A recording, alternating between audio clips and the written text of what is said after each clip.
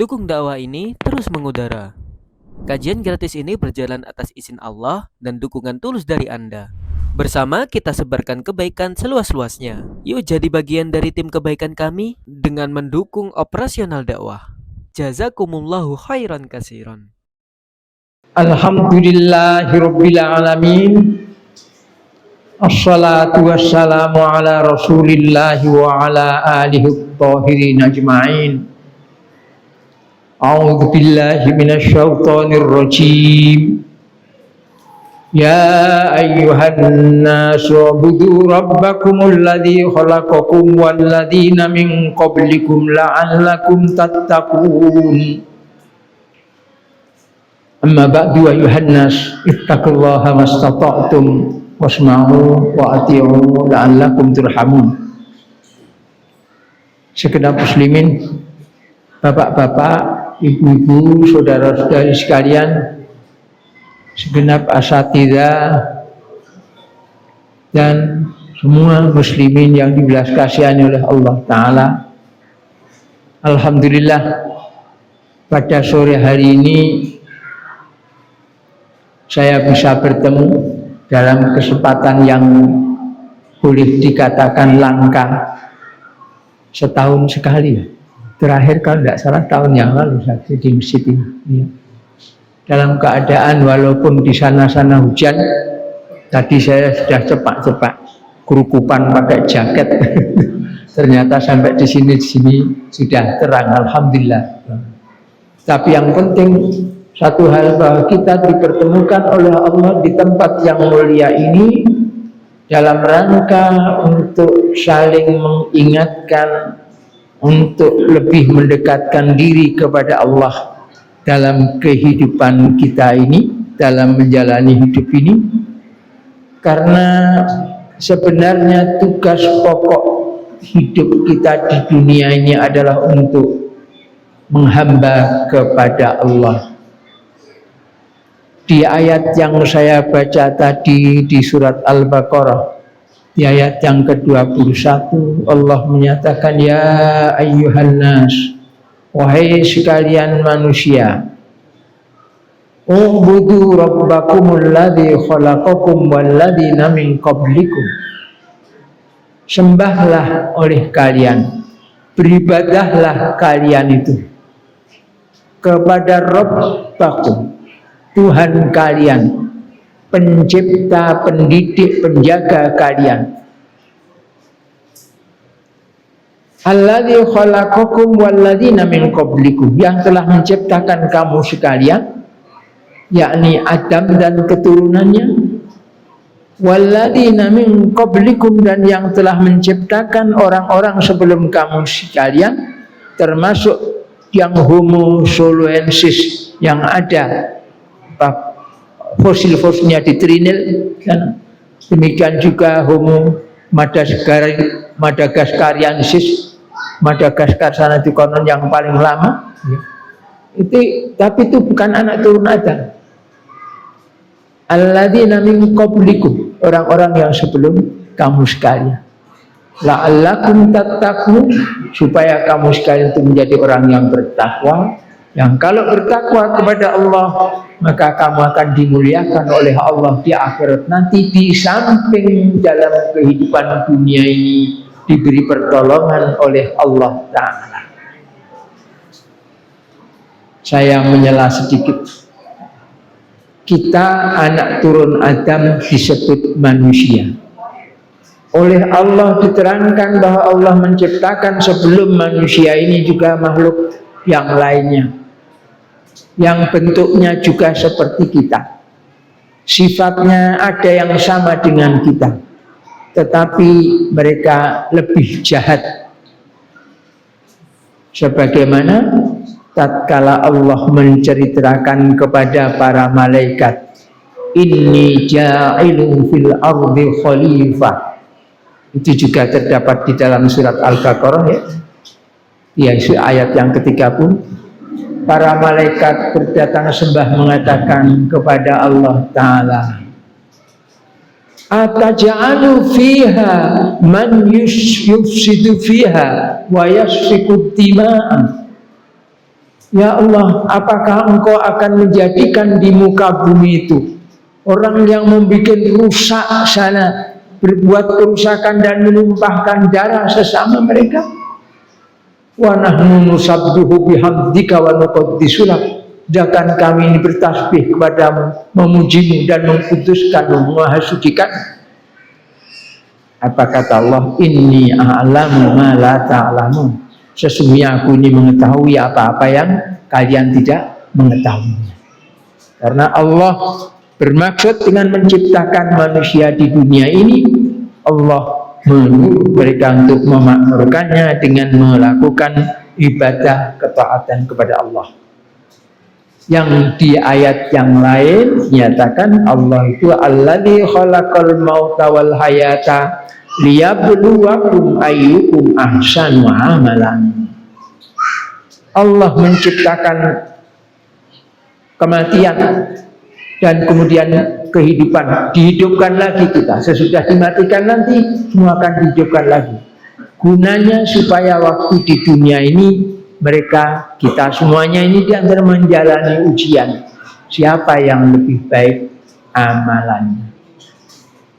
Cuma ada selipan dongeng sedikit. Ada manusia yang sebenarnya maunya melakukan penelitian, tetapi agak sembrono, tergelincir karena tidak mengerti Al-Quran, padahal Al-Quran sudah ada.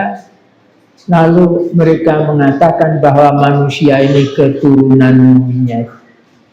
Itulah Darwin dan konco-konconya dan pengikutnya juga ada di Indonesia ini.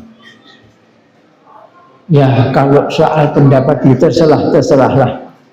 Karena tidak ketemu. Manusia itu turunan Adam, diciptakan oleh Allah dari Adam. Yang lain enggak, manusia ini keturunan monyet, tidak pernah ketemu.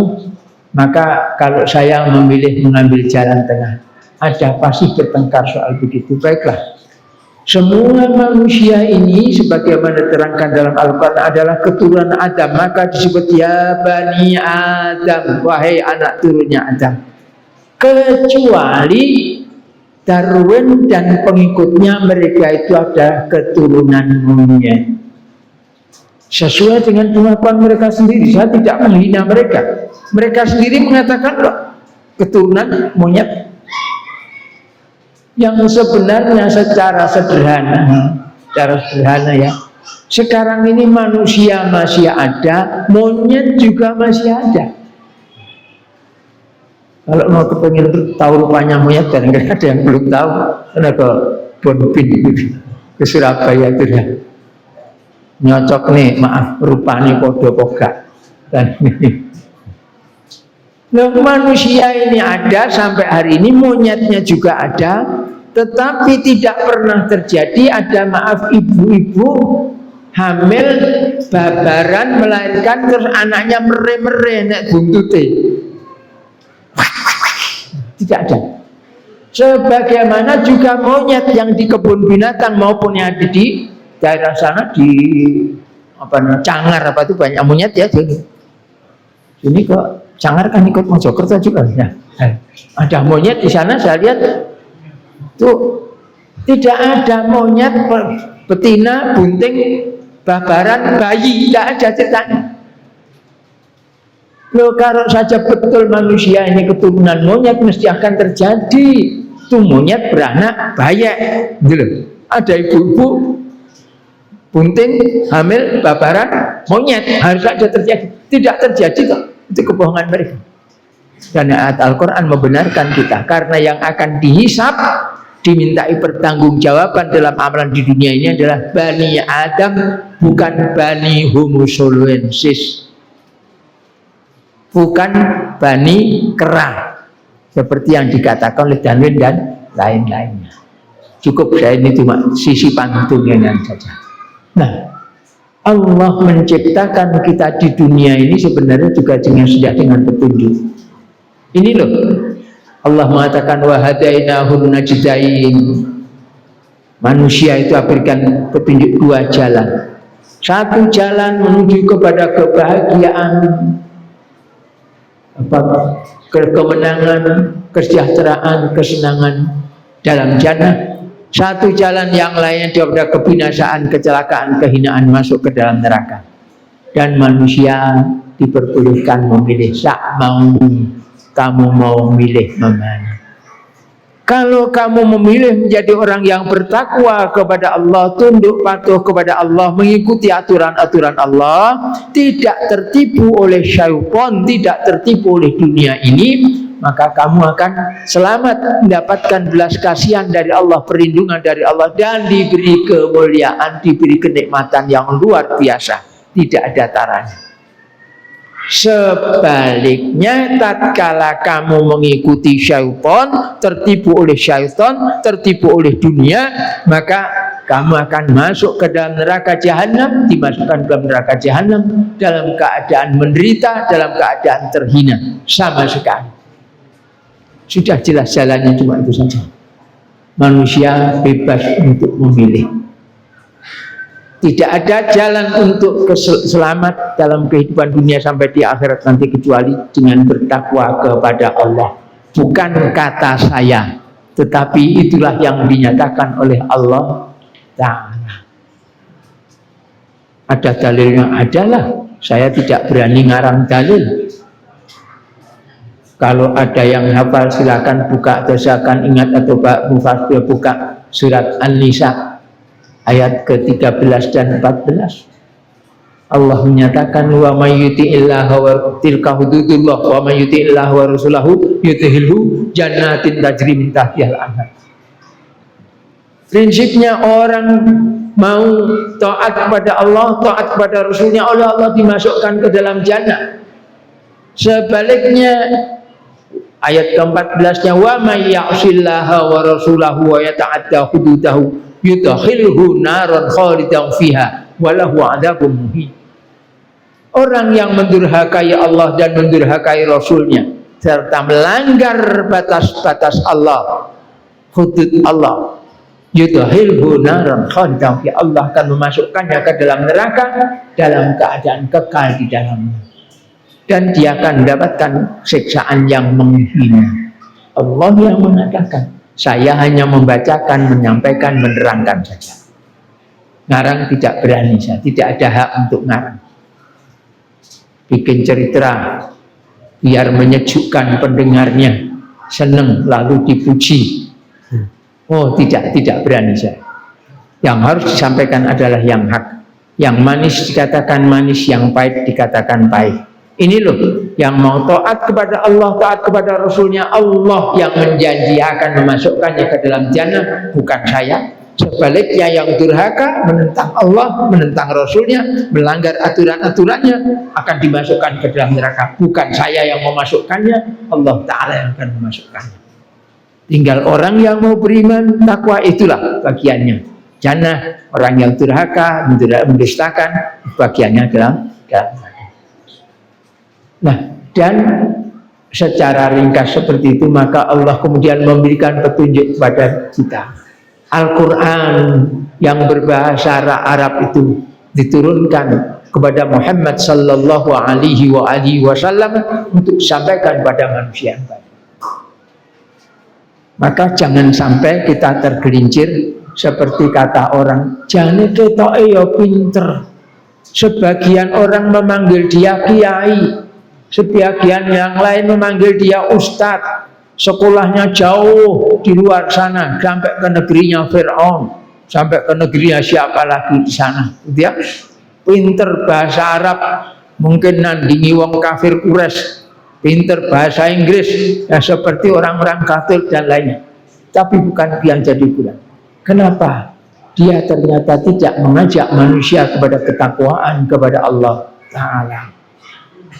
Ajakannya kepada dunia ini kelihatannya baik, tapi sebenarnya hanya mengikuti akal pikiran dia belaka. Yang nanti di akhirat sana orang-orang yang seperti itu, karena ajakannya, seruannya itu bukan untuk taat kepada Allah, nanti mereka yang mengikutinya menurut Allah Ta'ala diterangkan dalam Al-Quran, mereka akan mengatakan begini, matur pada Allah Ta'ala, Rabbana inna ata'na sadatana wa kubara'ana fa'adalluna sabila Rabbana atihim dhi'faini minal adzabi wal anhum la'nan kabira. Rabbana wahai Tuhan kami, inna ata'na sadatana wa kubara'ana, sesungguhnya kami waktu di dunia dulu kami mentaati tokoh-tokoh kami, pembesar-pembesar kami. Wa adalluna sabila, lalu mereka menyesatkan kami dari jalan yang lurus, jalanmu itu. Rabbana atihim dhi'faini minal adab, wahai Tuhan kami berikan adab yang berlipat pada mereka itu. Wal anhum la'nan kabiron, dan laknatilah mereka dengan laknatan yang besar. Dilaknat artinya dijauhkan dari kebaikan sama sekali. Itu menyesal. Orang-orang yang mengikuti seruan orang-orang yang kelihatannya berilmu, akan tetapi sebenarnya kosong dari syariat. Ngomongnya mungkin manis didengar ke telinga, janji-janjinya serba wah, mengatakan ini menjanjikan itu dan sebagainya, makan minum pakaian tempat tinggal dan sebagainya, padahal sebenarnya itu semuanya hanya tipuan belaka. Padahal dia disebut oleh orang sebagai kiai, sebagai ustadz dan sebagainya karena penampilan, karena pendidikan yang dia dapat sampai di luar negeri. Tetapi ajaannya bukan ajaan untuk taat kepada Allah, ajaannya adalah ajaan untuk menuju kepada dunia, kesenangan dunia, menyampaikan aturan-aturan Allah. Ustaz, apa ada orang sudah punya ilmu agama kok bisa tersesat? Oh, ada, bahwa bahkan Al-Quran menyebutkannya. Kama sali syaitan idqala lil insan ukfur. Itu gambarannya, perumpamaan seperti syaitan tatkala mengatakan kepada seorang manusia, kafirlah kamu. Falamma kafara, maka tatkala manusia tadi sudah kafir, qala, syaitan berkata, inni bari'um minka, saya berlepas diri darimu. Inni akhafullah rabbal alamin, aku takut pada Allah, penguasa sekalian alam. Yang dimaksud dengan insan di situ itu namanya di kitab tafsir katanya Bal'am. Bal'am ini seorang alim dari Bani Israel, orang yang pinter dari kalangan Bani Israel, bukan orang biasa. Maaf, kalau zaman sekarang mungkin disebut sebagai kiai atau ustadz atau mubaligh atau dai yang kondang, yang terkenal, profesor, doktor dan sederet gelaran yang lain.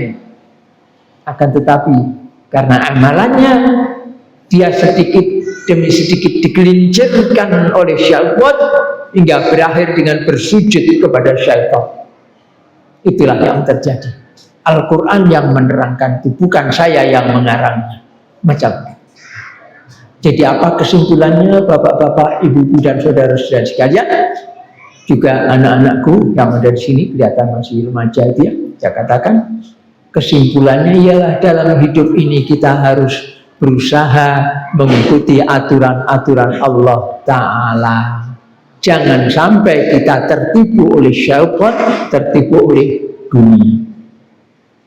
Salah satu contohnya, orang diingatkan oleh Allah Ta'ala langsung disebut dalam surat Al-Baqarah, kita dapatkan, ya ayyuhan nas, wahai sekalian manusia.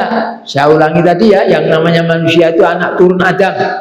Kalau anak turun Homo soloensis yang pahanya saja panjangnya berapa meter itu sudah membantu itu ya, dan sebagainya, dia itu tidak termasuk sini. Tinggal manusia ini mau nggak keturunan Adam atau keturunan monyet gitu aja. Jangan disangka saya memaki-maki, menjelek-jelekan mereka, karena saya mengatakan turunan monyet berdasarkan dakwaan mereka sendiri, pengakuan mereka sendiri bahwa mereka keturunan monyet. Bahkan saya sempat gunting koran Jawa Pos, Pak Dahlan Iskan yang pernah jadi menteri, tulis sendiri. Pak, di darahnya itu mengalir 2,sekian% darah makhluk gitu tuh. Ya saya, ya sudah, itu urusan dia yang ngaku kok. Saya enggak. Saya ngaku sebagaimana dikatakan oleh Al-Quran, saya ini keturunan Adam. Adam turunannya tidak pernah kawin dengan monyet, enggak murni turunan manusia. Baik, saya lanjutkan ya. Jadi ya ayyuhannas, hai sekalian manusia, kulu mimma fil ardi halalan thayyiban. Kalian makanlah apa yang di muka bumi ini semuanya yang halal dan dengan cara yang baik. Zatnya halal, jangan makan daging babi, jangan makan dideh darah begitu ya, jangan makan bangkai ini, jangan makan sesembahan untuk barang yang disedekahkan pada berhala dan sebagainya. Yang thayyib, yang baik, halal, baik. Cara mendapatkannya juga halal, gitu ya, cara memakannya juga yang baik, yang sopan, yang terhormat. Wala tattabi'u khutuwati syaitan, dan jangan kalian mengikuti langkah-langkah syaitan. Maksudnya jangan mengikuti ajaan, suruhan, bisikan, hasungan syaitan. Kenapa? Innahu lakum aduwwun mubin. Sesungguhnya dia, syaitan itu musuh yang nyata buat kamu sekalian, wahai manusia. Di manusia ini musuh. Jadi syaitan itu musuh bagi manusia, musuh yang nyata. Nah kalau namanya musuh itu ya, permusuhan itu kan berusaha saling mengalahkan. Cuma kita harus tahu, kita dibandingkan dengan syaitan itu ya ada kekurangan, kita tidak bisa melihat kok. Lalu bagaimana? Syaitan itu kuat? Enggak. Inna kaida syaitan kana dhaifan. Tipu daya syaitan sebenarnya lemah. Kenapa orang bisa tertipu oleh syaitan? Karena dia menyerah kepadanya. Tapi kalau dia mau melawan dengan sesungguhnya, wa imma yanzaghannaka minasyaitoni nazghun fasta'idz billah innahu huwas samiul alim. Kalau kamu itu akan digelincirkan oleh syaitan dengan satu ketergelinciran, ya berlindunglah kamu kepada Allah.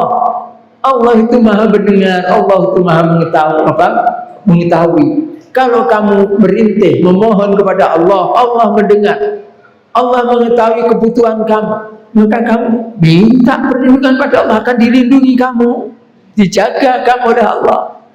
Yang bisa ditipu oleh syaitan itu justru orang-orang yang melupakan Allah, yang tidak mau berlindung kepada Allah, yang mengikuti hawa nafsu dia yang sudah dikendalikan oleh syaitan. Kalau kita menuruti syaitan, tidak mungkin kita bisa mengalahkan syaitan. Gambarannya gini ya, mudah-mudahan bisa ditangkap. Orang melawan macan, menang-menang. Ya menang macan ya berarti tidak menggunakan macan. Kata saya menang-menang sana, asal manusia jangan mengikuti syaratnya macan. Macannya kono menungso kon gelut Allah, syaratnya gak kena apa-apa, kenane mau berakot ambek nyakar baik. Ayo kata menungsan, wah lah geblek kali. Tidak mungkin menang mengikuti syarat itu. Oh, dipuri wae jeneng wong Jawa, setanya gede-gede, ayo cakarna. Kita nyakar sampai kukumu dedek nih, mesem tok. Berakot. Burung nanti berakot agak nemplek, terus cangkemmu gatel reget. Ngotok berakot orang cerdas, ra iso. Kowe berakot nakur ping 17 reket, bales pisan raimu ne, bret entek sarai. Ya kan? Nah karena kita mengikuti syarat dia kok, jangan. Tapi kalau kita tidak mengikuti syarat dia, yang jipok bedil tembak batu bahar. Wah curang, ya gak curang mungkin begolek selamat ini. Kok kongkon nurut kon, lah kon yang ngono, mulai nyakar kok gak curang itu. Nah, begitu. Lah manusia punya akal, yang boleh tanyakan begitu. Siapa yang mengatakan nembak macan itu curang? Enggak. Nah, begitu ya. Kita berlindung kepada Allah yang Maha Kuat. Curangnya berlindung pada Allah, ya enggak. Oh kita memang kawulannya Allah kok. diciptakan oleh Allah, disuruh berlindung pada Allah, berlindung kepada Allah. Benar itu. Jangan mengikuti langkah-langkah syaitan, suruhan syaitan. Mudah-mudahan keterangan saya yang mungkin agak lucu atau apa itu bisa diterima. Kalau begitu, jangan mengikuti syarat yang diajukan oleh syaitan. Ikutilah syarat yang diberikan oleh Allah Ta'ala supaya tertolong, terlindungi, dilindungi oleh Allah. Allah Maha Kuat, selalu menang. Tidak ada ceritanya Allah kerepotan menghadapi siapapun juga.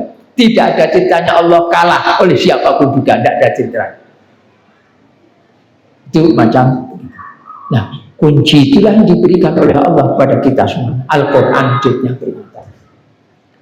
Nah, di dalamnya juga ada hal-hal yang lain. Misalnya Allah mengatakan wa qada rabbuka alla ta'budu illa iyyahu wa bil walidaini ihsana, gitu ya. Dan Tuhanmu sudah menetapkan, wa qada rabbuka, Tuhanmu telah menetapkan alla ta'budu illa iyyahu, bahwasanya janganlah kalian itu mengabdi kecuali hanya kepadanya. Mengabdi itu hanya kepada Allah. Tidak mengabdi kepada ibu bapak, tidak mengabdi pada negara, tidak mengabdi kepada rakyat, tidak kepada nusa dan bangsa, tetapi kepada Allah Ta'ala. Keterangan apa-apa, jangan tergesa-gesa. Saya tahu apa yang saya ucapkan, saya guru, saya menguasai Al-Quran, saya mengajar juga. Jadi ya tahu apa yang saya ucapkan. Ya, itu disuruhkan macam itu. Yang nomor dua, wabil walidaini ihsanan, dan dalam berbuat baik kepada kedua orang tua kamu. Itu perintah yang pokok satunya dalam soal ibadah mahdoh, beribadah hanya kepada Allah, dan kemudian yang satunya dalam muamalah yang paling pokok adalah berbuat baik kepada kedua orang tua. Itu yang pokok. Artinya kalau kamu tidak bisa berbuat baik kepada ibu bapak kamu, apalagi kepada yang lain, sampah semuanya. Oh, dia baik kepada tetangganya, bohong dia. Kepada ibu bapaknya sendiri yang sudah berjasa kepada dia, mau ini sejak bayi nanti gede, ya itu. Apalagi zaman sakniki. Kalau zaman dahulu anak umur 18 tahun itu sudah kerja cari makan sendiri.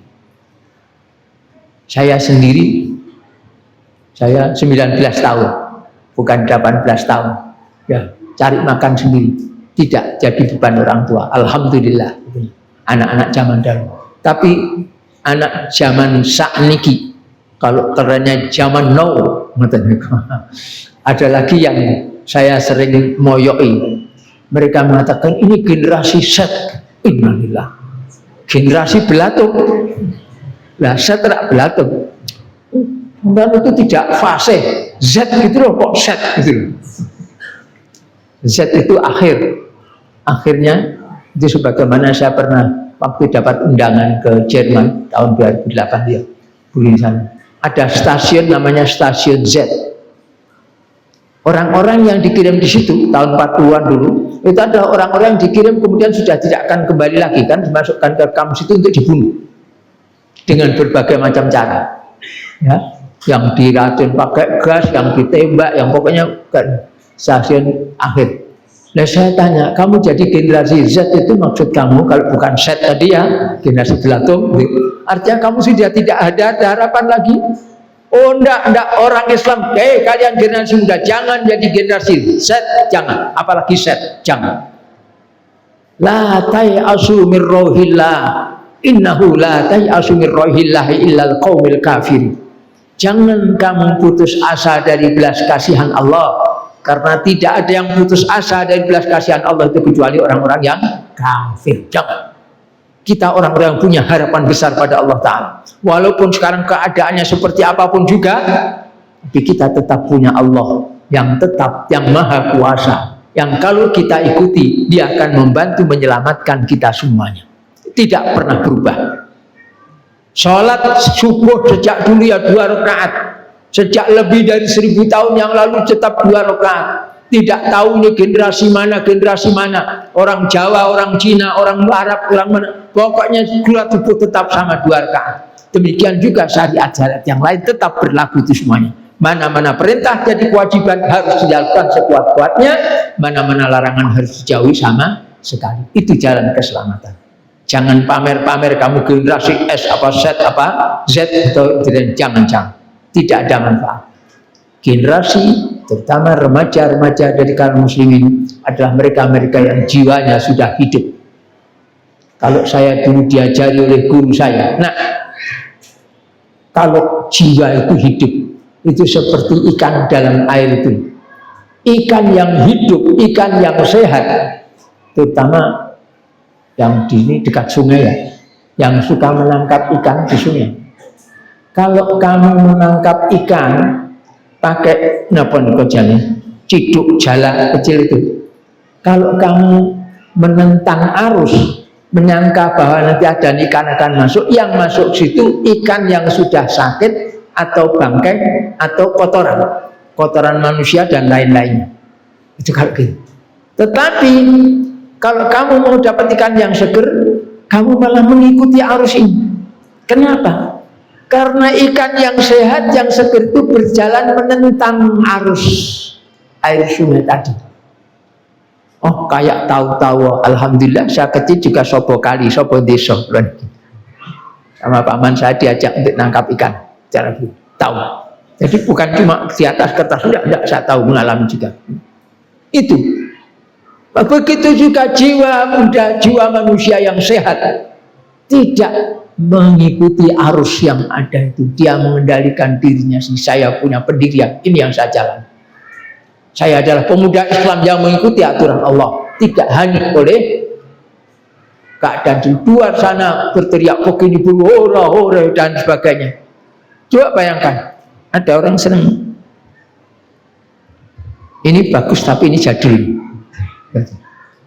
Apa naik ke baca Quran berapa 2 tahunan yang lalu barangkali, naik ke puncak gunung di Sumatera Utara sana, ini wah ini mundur sedikit masuk jurang, dia mati. Hidupnya untuk itu asik begitu. Malah maaf sampai juga salah seorang alim di Mekah sana mengkritik kebanyakan jamaah Indonesia, katanya mereka pada umroh, pada haji apa, wah di depan Ka'bah begini, pamerkan, gambarnya dikirimkan ke sana kemari, pamer, dia sudah sah. Istrinya apa, suaminya lagi bisa mencium Ka'bah, dipotret, disiarkan sana dengan bangganya. Padahal ibadah yang dilakukan dengan riya itu tidak akan ada pahalanya sama sekali, bahkan siksa yang akan dia terima. Silakan baca nanti yang anak-anak hafal itu. Fawailul lil musallin alladzina hum an salatihim sahun alladzina hum yuraun. Maka neraka wel bagi orang-orang yang melakukan sholat, yang mereka itu lalai dari sholat mereka, yaitu mereka-mereka itu yang riya, yang pamer, kepengin dilihat bahwa dia itu rajin sholat, melakukan sholat dengan baik dan semisalnya, bukan mencari ridha Allah Ta'ala.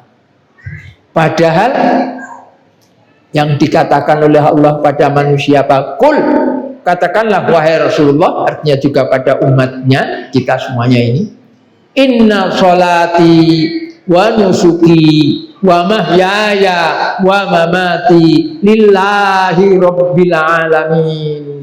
Katakanlah bahwa sesungguhnya sholatku, manasikku, tata cara ibadahku, sholati wa nusuki wa mahyaya, dan kehidupanku dan kematianku, mamati, itu lillahi rabbil alamin.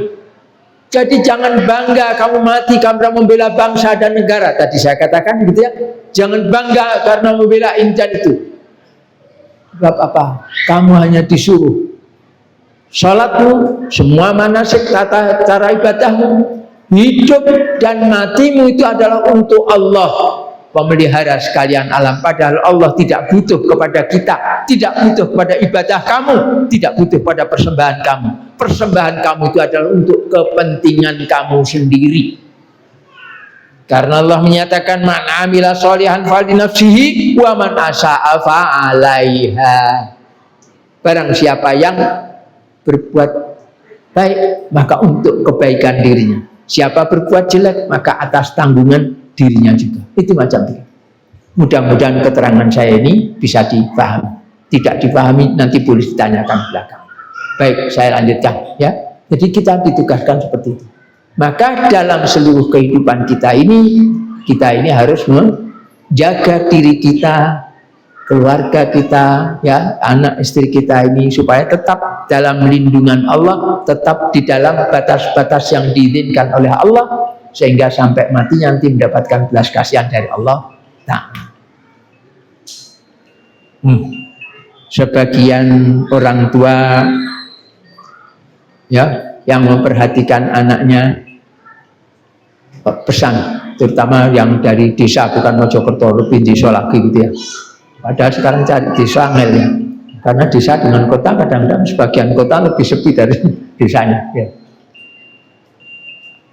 Waktu anaknya mau sekolah, mungkin sekolahkan ke Jakarta atau ke Bandung, ya sekolah-sekolah terkenal gitu ya, Bogor misalnya, ke pertanian, atau malah keluar negeri, dipesan, nak belajar yang baik ya nak, bapak mencari biaya buat kamu, kerja keras buat bapak kamu, tetapi nak jangan lupa sholat, jangan tinggalkan sholat. Kita dengar begitu, oh adem, Masya Allah, orang tuanya memperhatikan anaknya, gitu kan? Bukan hanya soal zahir, batinnya juga ibadah diperhatikan. Kelihatannya, Ustaz kok kelihatannya? Ya, mari saya terangkan kenapa kok kelihatan. Kalau dia mengatakan, nak kamu rajin belajar, tetapi jangan lupa sholatmu, jaga sholatmu. Artinya sholat itu kan tidak jadi yang pokok. Yang pokok kan belajarnya, kuliahnya itu tadi. Padahal belajarnya, kuliahnya itu dia cari untuk apa? Kan untuk dunia ini. Lebih-lebih maaf mereka yang salah jalan, kuliahnya bukan untuk mendapatkan ilmu, tapi untuk mendapatkan ijazah. Karena yang dipentingkan ijazah ya palsu-palsu, mau saja lah dia terima. Tapi kalau tidak, ini bukan ilmunya kok. Iya, walaupun kamu menuntut ilmu, tapi kalau kamu pesan jangan lupa sholatnya, artinya sholatnya itu cuma jadi imbuhan. Kok ngotot sih? Baik, saya menyuruh anak saya misalnya, nak pergi ke pasar nih untuk beli bumbu buat ibu kamu ya nak ya, di sana. Jangan lupa, ya, ayah pesan belikan vitamin C. Yang pokok beli vitamin C, pesan belanja tinggi ibu, kan gitu. Yang pokok berbelanja tadi, jangan lupa ini ya pesan, itu juga penting loh ini ya, penting, iya benar. Tapi ini bukan pokok, imbuhan saja. Silakan renungkan. Kalau nanti ternyata pendapatnya berbeda, tolong saya diberitahu lewat HP saya ini. Kalau nelpon ditelepon ini, pagi, siang, sore, malam, tengah malam, waktu saya insya Allah asal mendengar dan bisa menerima, saya terima. Dan tidak akan saya mengatakan tengah malam gini nelpon, enggak. Walaupun setengah 2, setengah 3, atau siapa tengah waktu orang lain lagi tidur, lagi sibuk dan sebagainya. Paling kalau saya lagi ngisi begini, ada yang nelpon, saya terima biar dia tahu kalau saya sedang pidato. Mau ikut mendengarkan monggo, mau dimatikan tidak apa-apa. Dan insya Allah tidak ngerem. Jadi nanti kalau misalnya direnungkan, wah salah ini pun silakan dikritik, dengan senang hati saya terima. Terima kasih, saya ada yang mau. Yang pokok itu yang tadi, yang pertama, yang ini cuma imbuhan saja. Padahal Rasulullah Sallallahu Alaihi Wasallam mengatakan pada kita apa itu? Awwalu ma yuhasabu bihil abdu yaumal qiyamati as-shalah. Permulaannya barang atau perkara yang seseorang itu akan dihisab dengannya pada hari kiamat nanti adalah sholat. Fa in shalahat shalahat amrul wa in fasadat fasada sairul amali. Kalau sholatnya itu baik, amalan yang lainnya terbawa jadi baik juga, dimudahkan hitungannya, kekurangan sedikit dimaafkan. Tetapi kalau sholatnya jelek, rusak semua amalannya. Itu seperti orang menyembelih ayam, tiba perune pecah ning jero. Udah dagingnya pahit semua. Gambarannya kurang lebih seperti itu. Nah, kembali pada tadi. Yang pertama diperiksa sholat, lagi kok sholatnya mau dimbu-imbu. Kelihatannya baik, tapi masih kurang, masih terbalik. Harus lebih dipentingkan itu. Saya tidak mengatakan bahwa anak tidak perlu punya ijazah, enggak. Walaupun anak-anak saya sendiri tidak pernah saya beri ijazah.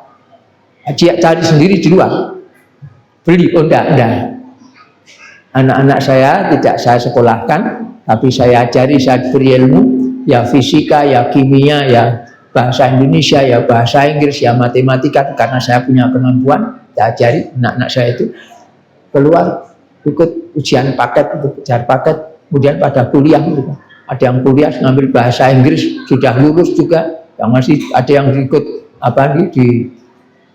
di belajar itu tentang dia ujian terus dapat jasa cum laude juga gitu. Dapat boleh, tapi yang pokok itu apa? Diajarkan din ini dulu. Nah, banyak dari kalangan kita ini yang kurang memperhatikan itu. Anak-anak disekolahkan ke sekolah-sekolah yang tidak ada basic agamanya. Saya dulu pegawai negeri. Betul. Saya dinas di Gresik waktu itu, terakhir dinas di Gresik. Dan tahun 74 saya diangkat atau dimintai tolong ngerangkep jadi guru agama di SPK, Sekolah Penjenjang Kesehatan. Nah, karena saya belum pernah ngajar di lingkungan kesehatan, SPK ini saya jajaki dulu. Saya berikan kuesioner pertanyaan pada murid untuk jajaki pengetahuan agama mereka seperti apa. Saya tanyakan, di antaranya saya tanya, apa agama Nabi Ibrahim? Tidak ada yang menjawab Islam. Jawabnya kalau tidak Hindu, Buddha. Apa agamanya Nabi Musa? Semua 100% menjawab Yahudi. Kejadian. Apa agamanya Nabi Isa? Jawabannya kalau tidak Katolik, Nasrani, Protestan. Salah satu. Itu yang dulu. Nasrani kadang-kadang Kristen, ya, itu jawabannya begitu. Padahal mereka itu anak-anak lulusan sekolah berjasa. Sekolah-sekolah yang berbasis Islam, milik yayasan atau organisasi Islam. 100%. Tidak ada lulusan sekolah negeri yang jadi murid saya pada waktu itu. Hingga akhirnya saya juga bikin aturan segini-gini saja. Pokoknya semua ya, kamu laki-laki perempuan, asal kamu sholat 5 kali sehari semalam, setiap kali di kantor ini, dinas saya di rumah sakit. Waktu itu rumah sakitnya belum pindah Bunder, masih di komplek petrokimia, rumah sakit daerah di Gresik. Ya. Saya ikut di sana di petrokimia sampai pindah ke Bunder sampai sekarang. Nah, kalau kamu sekalian siang sore kelihatan sholat di situ, pas kamu piket malam yang sholat maghrib bisa di situ, saya tahu itu, saya beri nilai paling sedikit 6, karena nilai pelajaran agama waktu itu kalau 6 mesti lulus, kalau kurang dari 6, 5 tidak lulus. Kalau kamu tidak pernah sholat, saya akan berikan nilai pada kamu paling banyak 5. Gitu saja, wis. Tinggal 6 ke atas atau 5 ke bawah saja, tergantung dari kamu. Itu macam begini. Maksud saya kayak begitu itu isinya. Tidak tahu. Bahkan di antara mereka ditanya, bagaimana kamu sudah pernah mengucapkan syahadatan? Tidak ngerti apa itu syahadatan. Syahadat dulu, oh ya tahu syahadat, baru tahu. Kayak begitu, sangat dangkalnya sapu.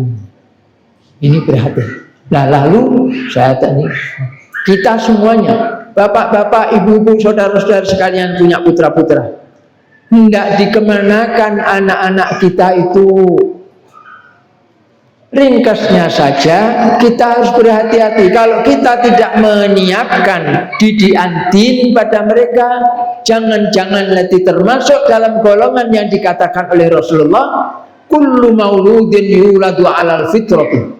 Setiap anak yang dilahirkan di atas dan atas fitrah. Fa'abau fitrah yakni dinil Islam. Fa'abawahu alladhi yuhawwidanihi au yumajjisanihi au yunasiranihi. maka kedua ibu bapaknya lah yang menyebabkan dia menjadi Yahudi, menyebabkan dia menjadi Majusi, atau menjadikan dia menjadi Nasara, Katolik maupun Protestan.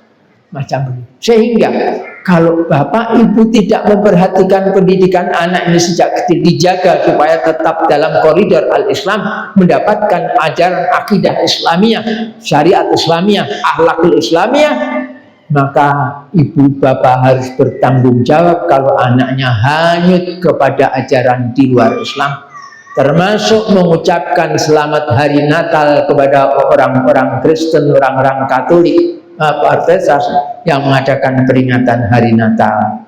Kenapa? Mengucapkan selamat hari Natal artinya selamat, saya ikut bergembira karena Anda memperingati hari beranaknya Tuhan. Subhanallah yang Maha Yasifun. Ada yang mengatakan katanya, enggak usah, kan itu kita belokkan, maksudnya hari dilahirkannya Nabi Isa, utusan Allah, katanya begitu. Bohong, saya katakan. Itu karangan kamu, karena Nabi Isa tidak mungkin secara akal dan secara riwayat dilahirkan pada tanggal 25 Desember. Waktu itu masa salju tebal-tebalnya. Tidak mungkin ada orang bisa hidup di luar tanpa pakaian yang lengkap. Dan itu bukan waktu kurma berbuah. Bagaimana bisa Maryam disuruh mengguncang pokok kurma yang lagi berbuah? Nanti itu sakit ilaiki rutoban janiyan, akan berguguran pada engkau wahai Maryam rutob yang masih bagus, ya, seger. Rutob tidak ada kecuali di musim panas. Tidak mungkin ada di waktu itu. Itu bukti, itu yang 25 Desember bukan hari peringatan lagi. Itu hari penyembahan kaum-kaum penyembah api, punya berhala itu untuk menghormati salah satu dewa mereka. Termasuk salah satu yang mungkin tidak disadari, apa yang dinamakan pertandingan Olimpiade. Bapak-bapak, ibu-ibu, saudara-saudara sekalian tahu, dulunya asal usulnya Olimpiade itu adalah perayaan, ya. Ada perlombaan dalam bidang olahraga, pertarungan dan sebagainya untuk menghormati dewa Olimpik.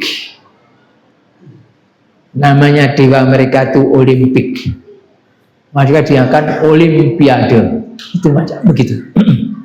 Saya kebetulan mengalami diajar pelajaran sejarah umum waktu sekolah dulu, sebelum tahun 60 ya, dan sampai tahun 63 dapat pelajaran itu. Hanya sedikit di antara bapak-bapak ini yang mengalami seperti saya barangkali, karena usia saya sudah 78 tahun. Jadi yang umurnya di atas 70 mungkin masih mengalami itu. Tidak. Macam begitu. Sejarah umum diajarkan seperti itu.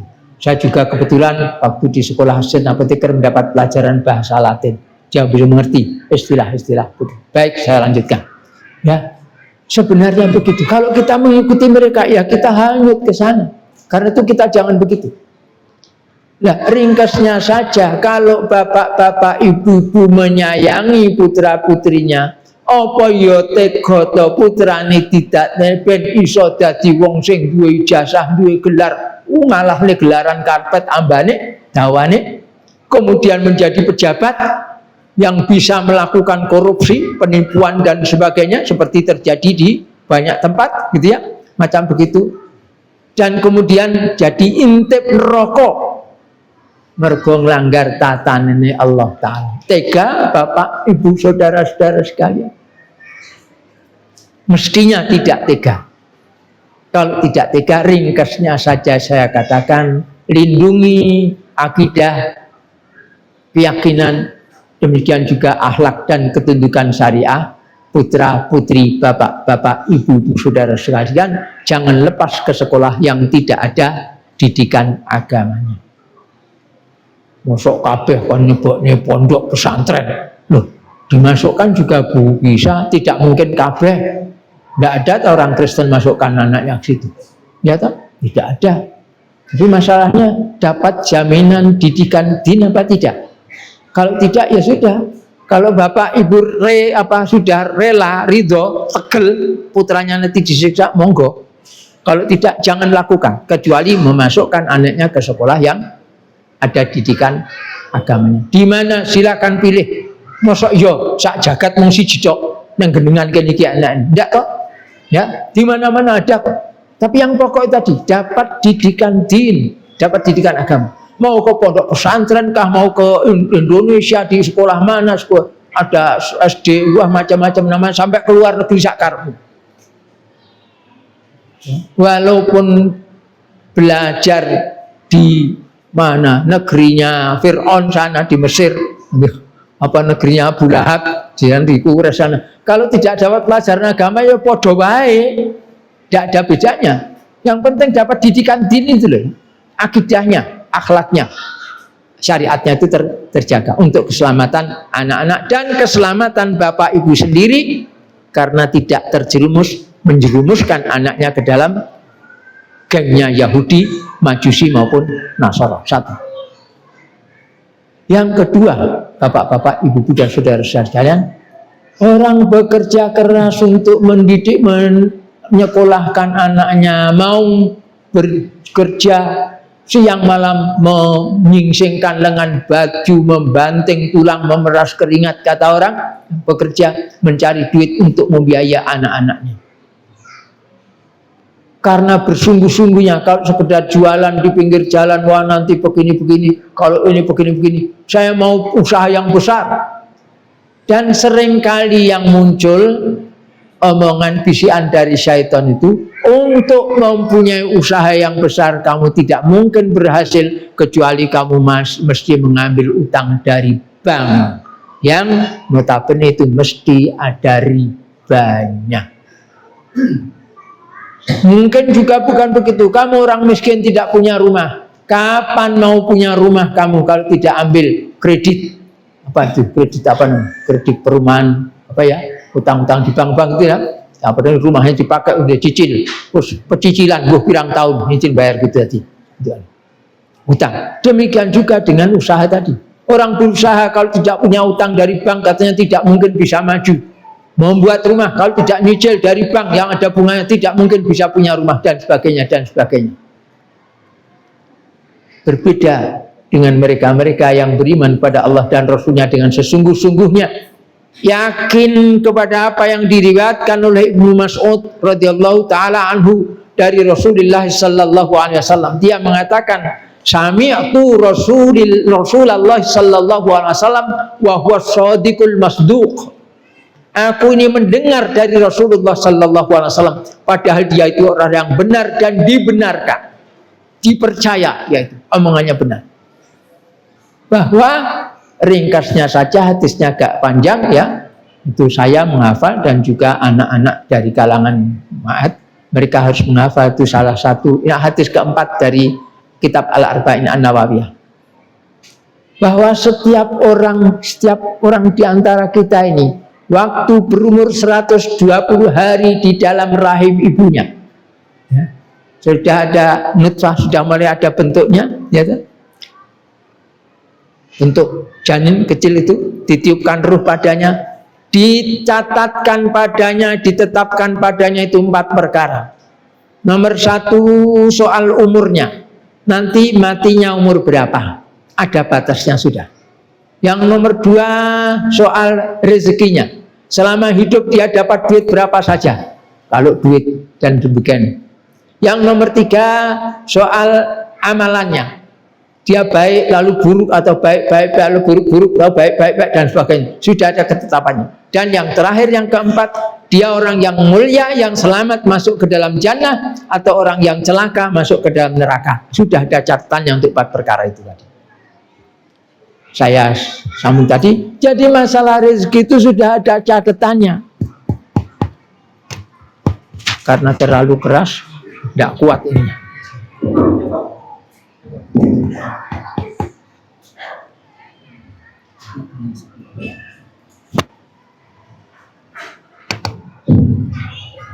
Orang berjaga, saya rumahnya terlalu keras.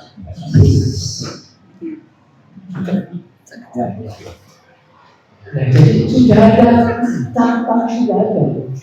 Saya Sampai sekian tahun ini rezekinya berapa sudah cacat. Saya juga mengalami masa-masa sulit yang sebagian besar dari kemudian dia tidak mengalami. Saya hidup di tengah kota Solo. Saya dipelihara seorang perwira menengah polisi, Pak saya, di tengah kota. Terus, tetapi mengalami waktu makan karena sulit-sulitnya makan itu di piring nasi piring bukan begini nasi piring. Itu pun tidak semua nasi, separuh nasi, separuhnya kalau di tempat saya namanya tiwul di sini. Tiwul juga, kan dari singkong itu ya, dijemur, ditunggu, dibalik itu ada, jadi basahi, jadi kukus ya, kayak tiwul. Separuh nasi, separuh itu pun rata, bukan begini. Yang iso gede, yang iso pintar itu setelah itu. Rezeki itu sudah ada, ketetapan sudah ada. Tidak pernah ditanya, saya juga belajar saja. Mobilisanya itu bukan mobil saya, sedikit banget. Ustaz kok enak dong, pergi kemana-mana pakai mobil. Saya bilang itu bukan mobil saya boleh yang pinjam, dipinjami kepada saya. Sudah rezekinya begitu. Setahu saya tidak pernah merayakan betul saya itu capek loh. Setahu saya jadi rezeki semua sudah ada ketetapan. Sudah kenapa kalau mau begitu? Padahal kita sudah memilih hanya jalan dua jalan jalan kepada keselamatan kemudian ada jalan kepada kecelakaan. Kenapa kita memilih pada kecelakaan? Memilih pakai riba dan sebagainya. Padahal orang-orang yang tidak mau meninggalkan riba itu Allah dikatakan fa'ala yang jahat minal qawli wal rasul. Terima pernyataan perang dari Allah dan Rasul. Kalau tidak mau meninggalkan kisah-kisah riba. Karena itu saya hanya bisa menyeru bapak-bapak, ibu-ibu, saudara-saudara saya menggunakan riba. Memakan atau membelinya karena dosanya sama. Yang memakan riba, yang membayar riba, yang membayarnya, ya, yang meminjam dengan riba, yang menjadi saksinya dan yang menjadi ibu tulisnya, itu dosanya sama keempat orang kita. Jangan lakukan itu. Kalau perlu penjelasan lebih jauh, silakan ditelepon di nomor saya ini. Dan kalau bisa mencatat tepat 0812297698. Kalau tidak bisa ditanya pada panitia setempat. Saya berjanji telepon tanya masalah itu, masalah penting-penting itu pagi, siang, sore, malam asal saya mendengar dan mampu menerima saya terima saya. Dan insya Allah tidak akan saya mengikuti. Tengah malam waktu orang lain tidur boleh tidak apa-apa. Kalau saya tidak mendengar saya mendengar tapi saya sedang tidak akan saya ambil. Gitu? Saya mendengar saya sedang sholat tidak akan saya ambil. Asal saya mendengar dan saya bisa melayani saya akan tetap mendengar. Dan intinya bapak-bapak, ibu-ibu dan saudara sekalian hindari riba. Kenapa? Kalau harta kita sudah kemasukan riba, walaupun anak kita sekolahkan ke mana yang baik seperti apa juga, sulit. Kenapa? Rasulullah Sallallahu Alaihi Wasallam mengatakan, la yang butulah min haramin, tidak tumbuh sekerat daging ini dari barang yang haram, illa wa nalu awhabiha, melainkan neraka itu lebih dekat. Nanti walaupun badannya seger mentek, wah, ganteng kau lewayu, wadoni masalah terhina, tak. Tapi kalau diajak kepada kebaikan, mikir, diri, menyisih, tidak mau menerima. Kalau ada kejelekan, tidak usah diberitahu, tidak usah diajak. Boleh diri, nyosor diri yang terjadi. Maka hindari, jangan sampai serata kemasukan barang-barang. Itu sebabnya kalau saya sendiri membuat kebijakan mahat yang saya urusi ada 5 tempat. Saya larang menerima bantuan sumbangan dari siapapun juga, apapun juga, kecuali tak izin. Saya akan tanya siapa yang memberi dan dikenal namanya beli. Apa mata percaya yang macam harap jangan. Tapi kalau tidak diterima malah saja bilang kami tidak bisa menerima, tidak diizinkan kita ini terima takut memberi wong sing layak untuk menerima ini. Duit tonggo betul dulu kesilakan memberi dan ibaratnya kita bukan tidak halal. Begitu. Terus ada sebagian orang Islam jika bukan dia marah. Ya jangan murah, Anda sudah memberikan kita dong. Anda sudah memberi, kemudian ini bisa berikan orang lain, Anda marah terus maunya apa? Janganlah. Saya sudah bersikap baik pada Anda jangan menghindar saya. Kalau Anda mau perlakuan yang lebih baik, ya Anda perbaiki sikap Anda. Gitu ya. Jangan barang yang kita ragu-ragu, apalagi yang sudah kita yakini harus.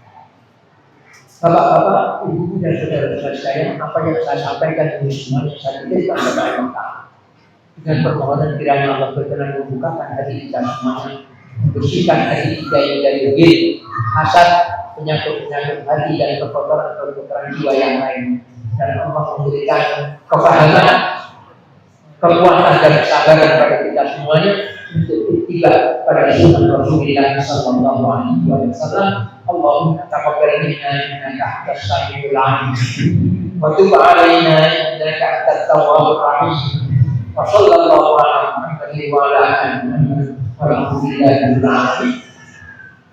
Sebelum saya tinggalkan tempat, saya mau membiasakan kalau ada keterangan saya yang kiranya berisikan kesalahan, saya tidak salah paham.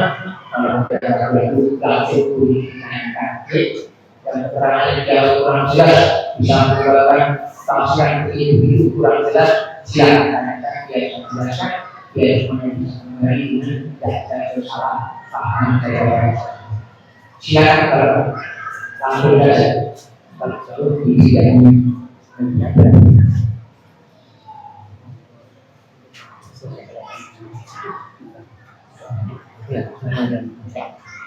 dua kali minta doa saudara kita takut yang calon semuanya kita doakan yang ada kabarnya maupun yang tidak ada. Ada yang mau menanyakan sesuatu barangkali? Tidak ada? Ya silakan. Pengalaman saya itu saya pernah terjebak di tambang. Ya. Tapi insya Allah sekarang sudah saya buka. Anak saya itu sudah ini semua aku. Terus pertanyaan saya, apakah dosa saya ini masih melekat di tambang lalu? Pernah terjebak tambang, tapi sudah diingat. Terus apakah dosa yang lalu itu masih melekat saya? Jawabnya, orang berdosa sebesar apapun juga, sampai syirik sekalipun. Ya Allah bertobat kepada Allah, Allah itu Allah itu Maha Penyayang. Jangan sakit hati, besar hati Allah itu pengasih penyayang. Asal kita bertobat. Ibnu Abbas waktu menyatakan bahwa Allah itu Tawwabur Rahim, Tawwab Maha Penerima Taubat bagi mereka yang benar-benar mohon ampun bertobat kepadanya, Rahim penyayang bagi orang yang mati dalam keadaan tidak bertaubat. Maka kita disuruh oleh Allah agar misalnya pada ayat-ayat yang aman tubuh ilallahi taubatan nasuha. Asallahu asal-asal ayyukafirahu saya.